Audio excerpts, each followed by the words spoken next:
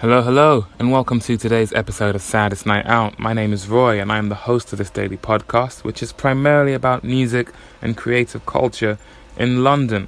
Pardon me while I take off my hoodie here. Could I have done that before I pressed record? Yeah, but that would be too easy. I would like to make Monday episodes something of a catch-up, hence the name of this episode. I can talk about all that went down last week and what I'm hoping to do in this coming week. And then with the next episode, I'll see whether I achieved what I was planning to do last week, and so on and so forth. I'm almost 30, folks. I've got to start thinking about the future. I don't know how many more years I've got left in me. My back keeps doing this thing where I feel like it could give out at any moment. So I'm on thin ice here, folks. Last week was a busy one. Oh, actually, let me start by saying that I am turning 30 on Wednesday. There was a time when I thought I would get to 200 episodes before my birthday. I think it's safe to say that's not going to happen, but it's okay. You know what? Life gets in the way sometimes, and you learn to roll with the punches. I do, however, have a show that I'm playing next week, Tuesday, 30th of July, at Road Trip and the Workshop. Come on down. You can finally put a face to the voice that is this podcast. Check out some of the other artists that I've been championing. And they are Lorraine, Jack Mann, and Hayley Solis. It's going to be a real good time, but it's kind of exclusive. It's for those in the know. If you're at that show, it's because you know someone who knows about the show. Most likely because you know me. It's not on Facebook. It's not all over social media that I really should post something there. But it will hopefully be filled with people who are really engaged rather than people who are just passively there. Anyway, that's a rant for another episode. Mondays. We catch up on the previous week, we make plans for this week. So, what happened last week? Well, I recorded some of my favourite episodes that I've ever recorded, both with Ben, Beck and Toy and Lou, episodes 174 and 175. Fantastic deep dives. And I'm looking at my list of episodes now on SoundCloud. Going back a little way, Marianne Rose, episode 159. I've got to credit Marianne for that, because with her episode, it set a benchmark for what I'm thinking of as appointment episodes. In the early stages, maybe season 1, I don't even know what to call it, but the early stages of this podcast, I would go to shows and talk to people spontaneously. Then I would I'd host open mics, and afterwards or beforehand, talk to people spontaneously. Now I'm entering a phase where I'm making an appointment to see someone specifically, to talk to them at a more in-depth level about what they do. Marianne Rose was the start of that. Ant Henson was the first time I did that via the internet with Skype, episodes 159, 160. But these most recent two, 174 and 175, were also appointment episodes, in-depth conversations with people about a particular subject, about them in general, and I really enjoyed them. I think they both came out really well, and I'm again grateful to Ben and Lou for their time. And Kenneth from episode 7? OG of the podcast, Kenneth, who introduced me to Lou, and Lou, who introduced me to Ben. Thank you all very much. Also played a show last week. Yesterday, actually, less than 24 hours ago, I was at the Stag's Head in Hoxton, playing as part of the Paper Boat Collective. I played, was it 4 songs? Let's see, I played There You Are, Only Summer, Yes, I played 4 songs. Me on electric guitar with my pedal, no backing track, no looping or anything, just playing the songs. A bit of an experiment for me. At this stage, I feel as though there are 3 phases of Roy live as loads of Japanese bands. There's me on an acoustic guitar at the open mics. There's me playing with a backing track at the Saddest Night Out shows. And there's me playing electric guitar solo, which I did last night. It was a really fun night. I ended up being part of the house band. I was on drums. Sean, friend of the podcast, was on bass. There was rapping, freestyling happening. There was a cover song played. Whole bunch of bands, whole bunch of artists played. It was a really good time. Great atmosphere. Got home at 1 a.m, but that's par for the course these days. So that happened last night. Sydney over at Caffrey has been doing a lot of building, and I am in awe of his engineering skills, because some of the stuff he's built, I don't even know how he planned to build it or how he went about building it, but it is very impressive. So I've been busy over there doing some heavy lifting, slowly earning his respect. He considers me to be quite posh, I think largely because of the way I talk, but when he sees me, breaking out a sweat and doing some heavy lifting alongside him and helping him out, I think he thinks, okay, yeah, Roy, he can roll his sleeves up and get dirty with it from time to time. That's good to see. And I have been doing the open mics as usual and putting the word out about this show next week. What I'm hoping to do this week, first of all, my birthday is Wednesday, but I'll be at the open mic. On Saturday, I reached out to a whole bunch of people via Instagram, people who had played my open mics, and I said to them, thanks for coming, I do a podcast, I'd love to talk to you for it. And I think I've started to hone my pitch to people about being on the podcast. So I have a lot of potential guests for future episodes. And this week I'll hopefully be talking to some of those people, or at least arranging a time to talk to them. So there might be a few more appointment episodes. They might not all be half an hour, but hopefully they will all be a good time. I've also really enjoyed last night at the show. I mentioned while on stage that I have a podcast called Saddest Night Out, and someone came up to me and said, hey, I couldn't find your podcast. And I said, oh, Saddest has 2 D's in it.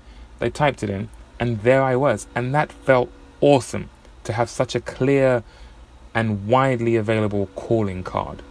And I need to build upon that, firstly, by setting up a website. I need to set up saddestnightout.com and get that going. The show last night, if you searched for the Stag's Head on Google Maps, you would see a link to the show that was happening because there's a Facebook post about it. Now, I've been a little bit hesitant to put up a Facebook post, my thinking being we are all, in the wider scheme of things, nobodies. And I'm a little against putting up a Facebook post about an event and having 3 or 4 people say yes, they're interested, and that's it. The mentality, the ethos behind what I'm doing now is that at the early stages of this type of artistic endeavor, you are your biggest cheerleader. You are the only one really championing yourself and saying, no, you should do this. You might have some people close to you, friends or family, who say, no, yes, you are on the right track, but you are more likely to have people say, music, are you sure? It's such a risky thing to do. Maybe you should do it on the side, do this instead. For me, at this early stage, I think it is incredibly important to have opportunities to really indulge in the positive side of pursuing this. That is what is most likely to make you want to continue doing it, which is why at the open mics, particularly if it's your first time, I'm the most attentive. I'm attentive to everyone, as I said before, but particularly those who are doing it for the first time, because I know, pardon that noise, just plugging in my charger, I know from experience that if you have a good time at the first time, you're more inclined to continue and see it through. Imagine how many Adeles we might have lost over time because they tried their first attempt, it was not positive, and that was enough to dismay them from ever pursuing it. Fair enough, to some degree you've got to have tough enough stuff to keep going, but it can help to have an encouraging first experience. That is what I want to build with these nights, Saddest Night Out. Boy, is my throat dry, but we're going to power through, folks. Because you can play some shows at reputable venues, but there'll be a lot of pressure on you to sell a certain number of tickets, bring a certain number of people, and then you can get there and play a great show, but the thing you'll take away is that, oh, it was a really cool venue, but I only had 4 or 5 people in the audience. And that negativeness will outweigh the positive of playing a good show. Whereas at this venue, Road Trip and the Workshop, this basement venue, it's intimate.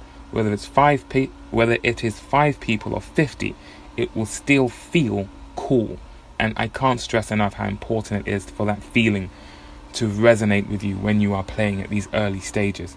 Not only would it feel cool, but hopefully in seeing each other perform, we'll all, because I'm encouraging other performers to come and check out these shows, because those other performers might end up on a future bill, and it would be great if they could support us now so that we can support them later, etc.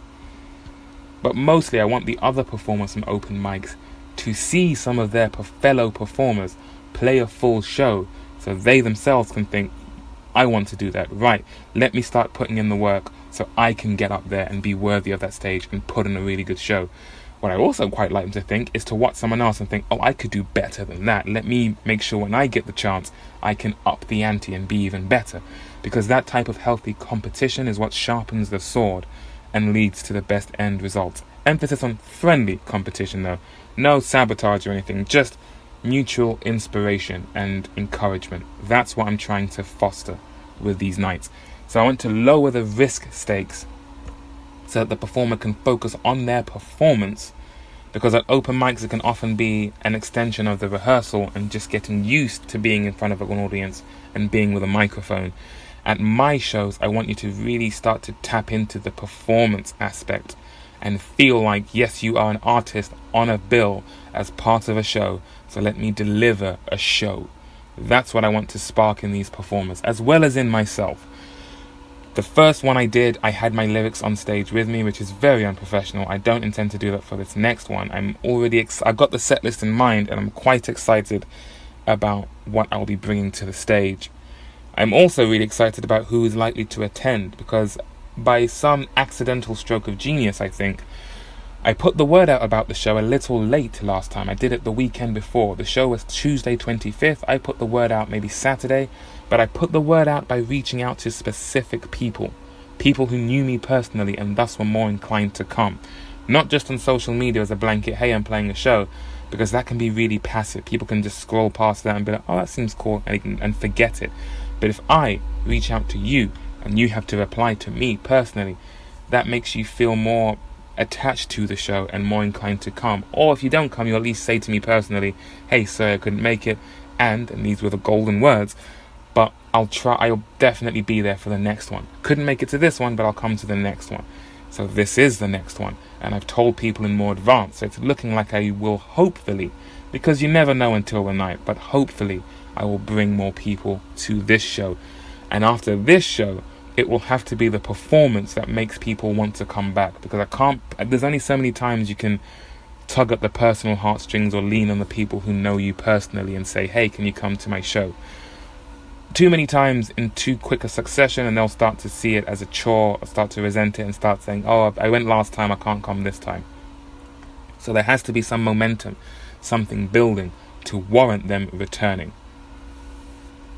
But I do need to at some point start establishing more of an online presence. I was actually flirting with the idea of deleting all of my older posts on my Instagram and starting from scratch.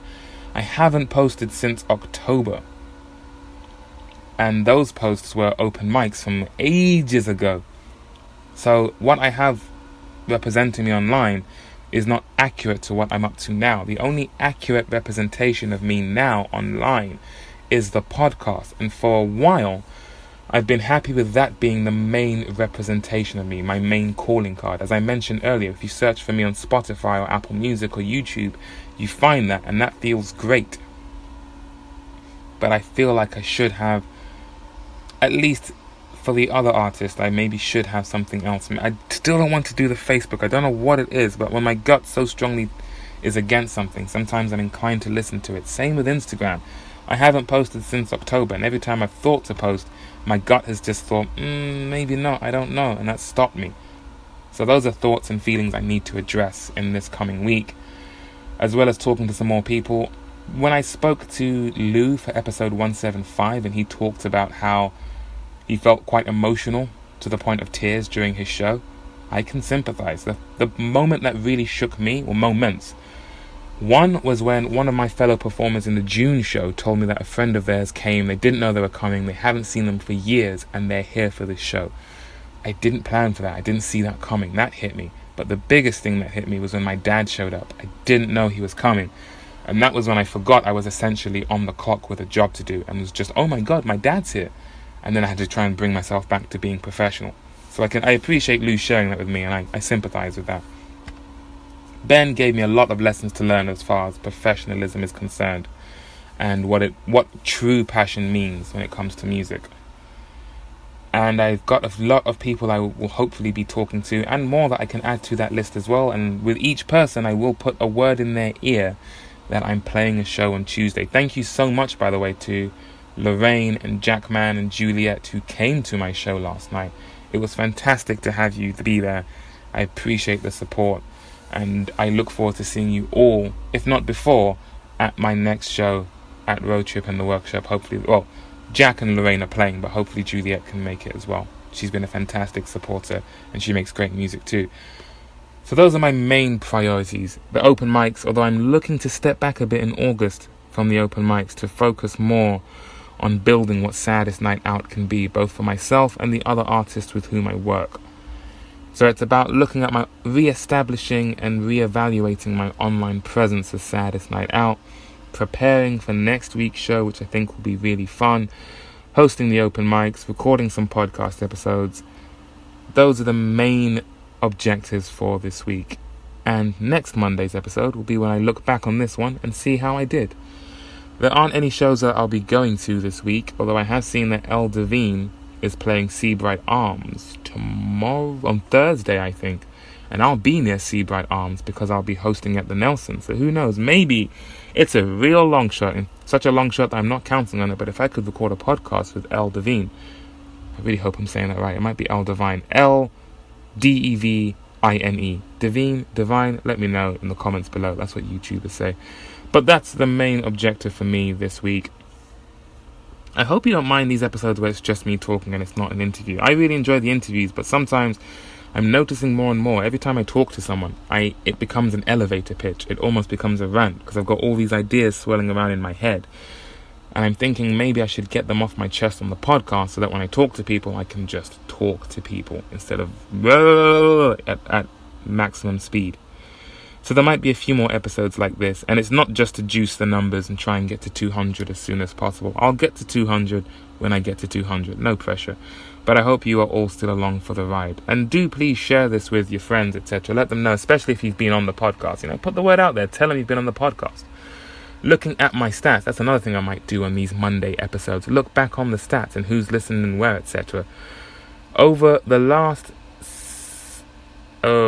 my top play tracks are Ben, episode 174, Not the Music episode I had planned, episode 9, and Fur the Old Blue Last, episode 11.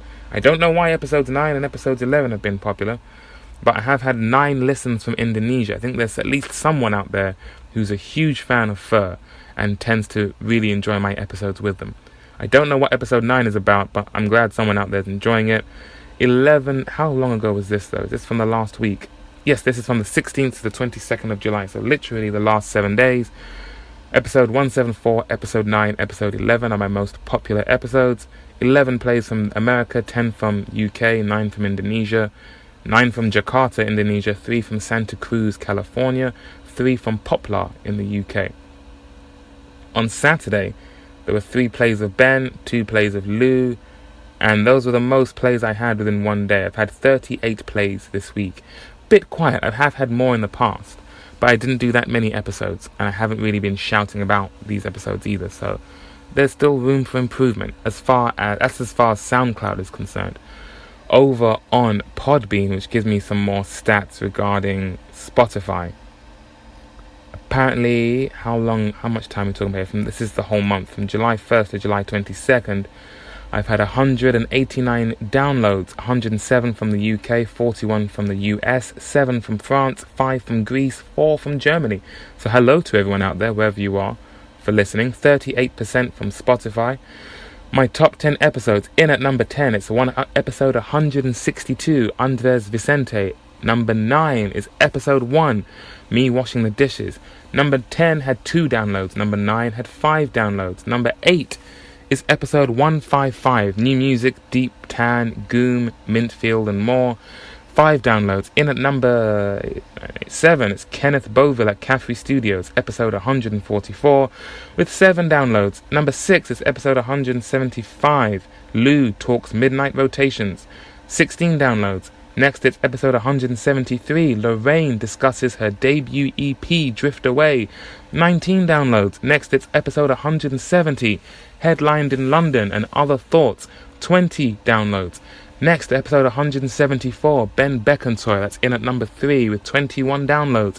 In at number 2, it's Pete Ritchie at the Nelsons, episode 171 with 23 downloads. And in at number 1, my most popular episode this month, episode 172, Cement Ship, Adam Wed and Laura Jane Meads at The Plough, 32 downloads.